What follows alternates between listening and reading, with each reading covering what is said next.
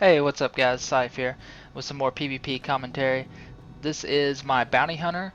It's one of my 3 level 50s. He is pyro spec at the moment.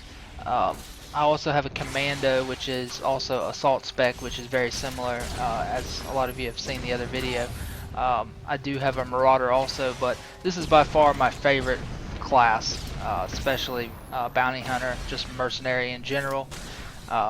I've always been a fan of the arsenal style DPS with the casting, but as of lately, with how strong melee have gotten, assassins, juggernauts, whatnot you have, you know, all kinds of stuff, I've really started liking this dot spec. And I know another friend that is a sorcerer, he's gone dot spec and he's really enjoying that, with the amount of you know, maneuverability that dot spec brings to the table. In general, all classes really. A lot of the dot spec classes are set up like this in the game, but I'm really enjoying the assault and the pyro spec. It's a lot of fun. Just being able to kite people and lay down some really nice burst also. A lot of people don't see it actually as a burst class with the dots, but you can get some resets on your rail shots with your unload or power shot, making them have some really nice, you know, 3,700 hits, you know, back to back, really good burst. This is just a pickup group that I was in. I really wasn't expecting a lot out of it, just because, you know, running by yourself, you never really expect to get a lot of heals or you know, anything like that. I just got ganked pretty much by this operative. He was all over me. I still have a lot of problems with SWTOR, especially pure DPS, as he got me right there. It just seems like they can really screw me over.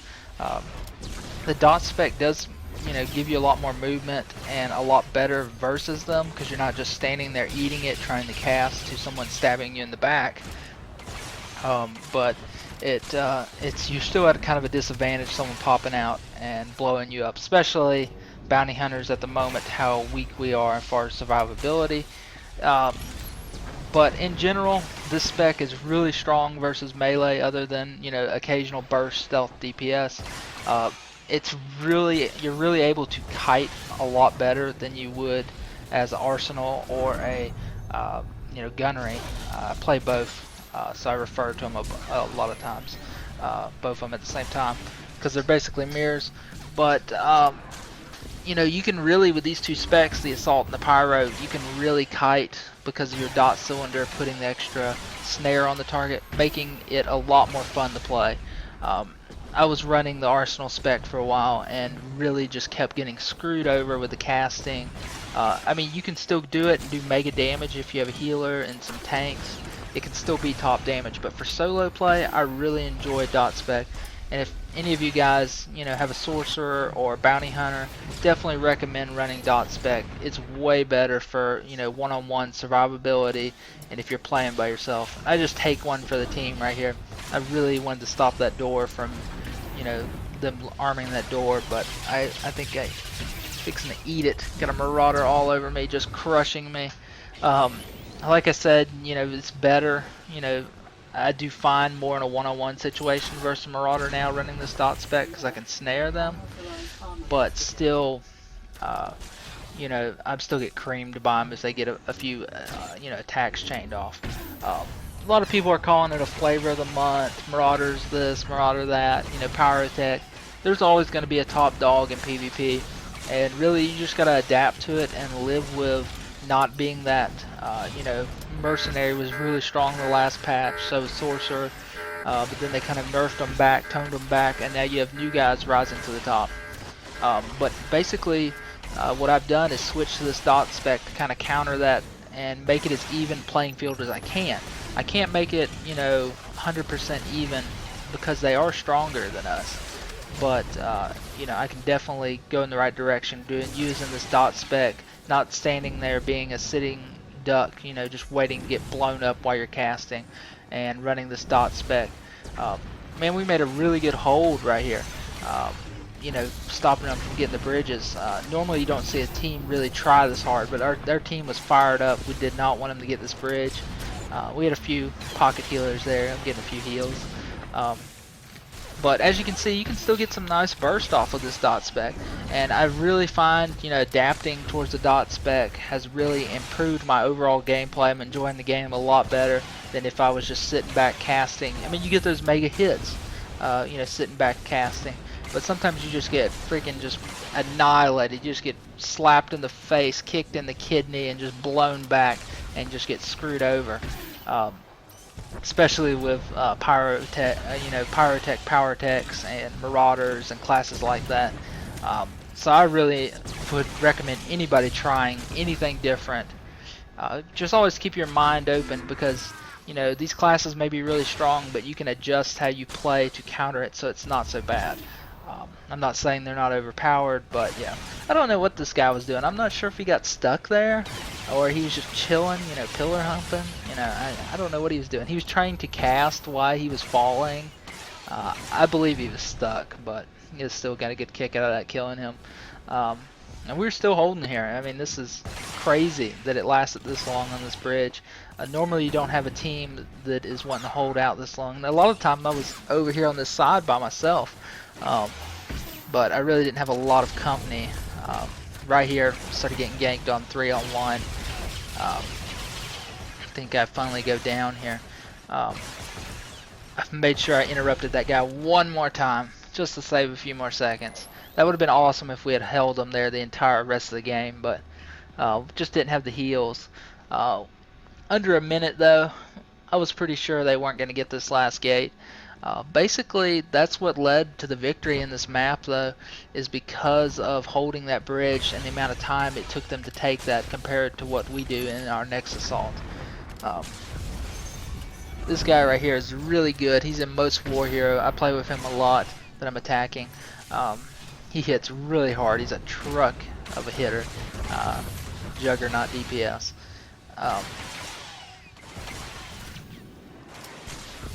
He maybe actually tank spec'd in this one, I'm not really sure. But yeah, we pretty much held him here for the last few seconds. Lay down a little bit of burst on that healer. Surprisingly, I didn't get a lot of medals in this game. I don't know what was up. It seemed like I was laying down really good damage. I didn't get messed with a lot. I just had a few, you know, couple of deaths, but were really necessary deaths to hold them off, or, you know, on the bridge. Wasn't really any reckless, like just running in there, zerging and dying. None of that. But it went pretty good. I think we may have had like 1 or 2 healers. I'm not really sure 100% on that. Fast look at my gear there. This guy is not as well geared as my commando on the Fat Man server. This guy's on Davix Estate. He's basically, I think he's level 66 Valor. He's in pretty much all Battle Master. He's just missing maybe relics, a few miscellaneous stuff, but he's for the most part in full Battle Master. My guy on Fat Man has a few pieces of War Hero. I haven't really been that big into grinding the War Hero. I know it gives you a little bit of boost in stats and expertise, but I've been really just enjoying playing my 3 level 50s and not really getting all wrapped up into the grind of it. I'll probably start, you know, here in the next, you know, couple weeks, really pick one guy to really try and grind some out on.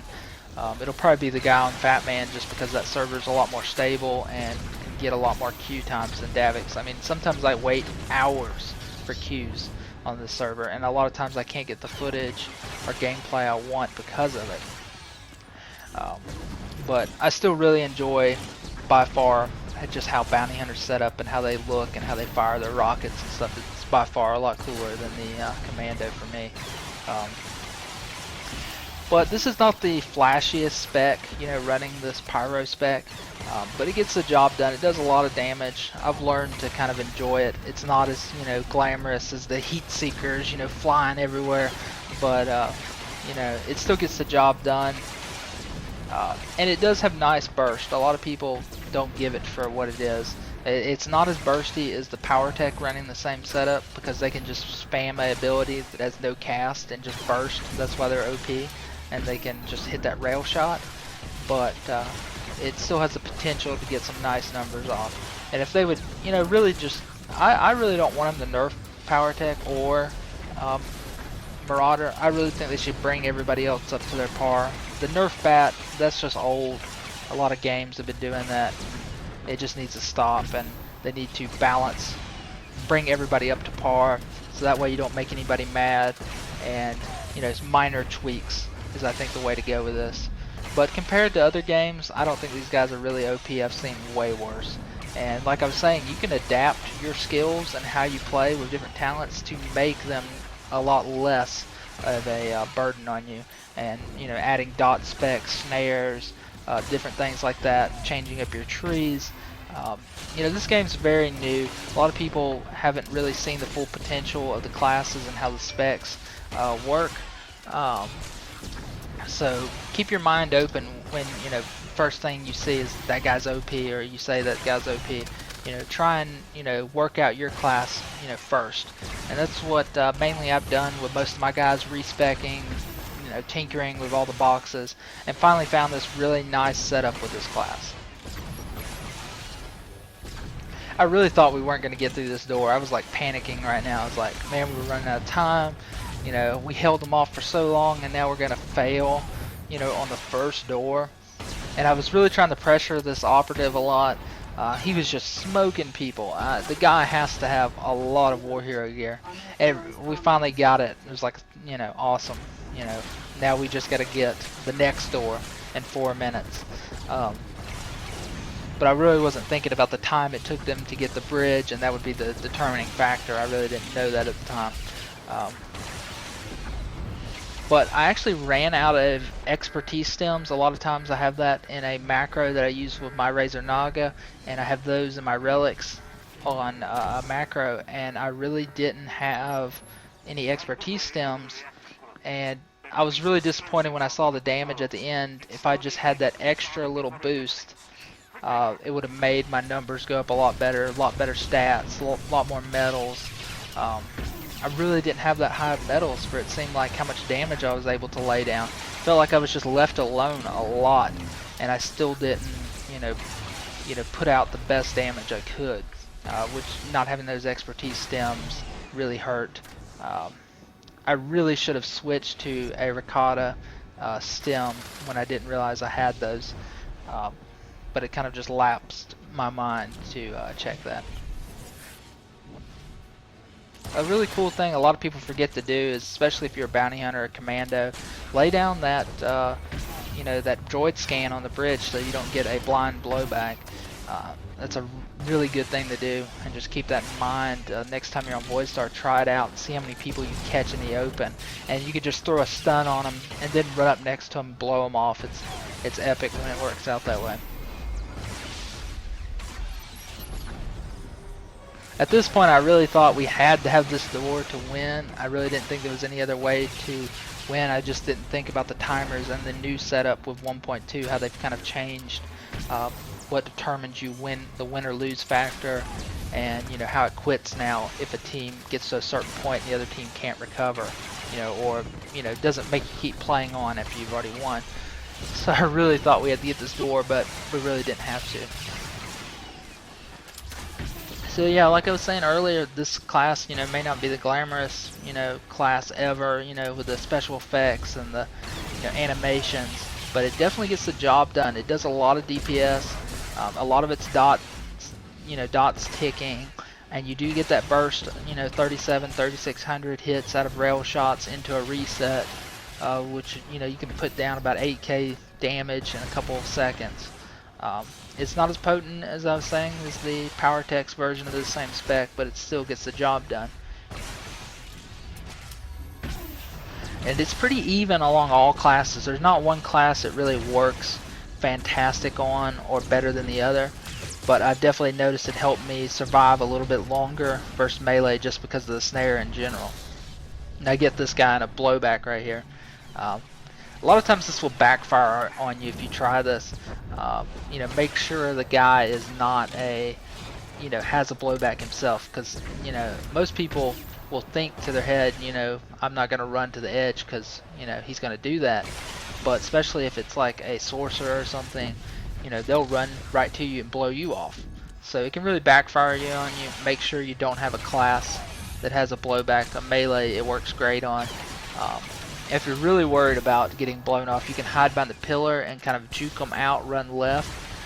So if they do decide or they do think about blowing you off, you'll go left or right instead of back, and you can still get them with your jet boost or whatever kind of blowback you have, whatever class you're running.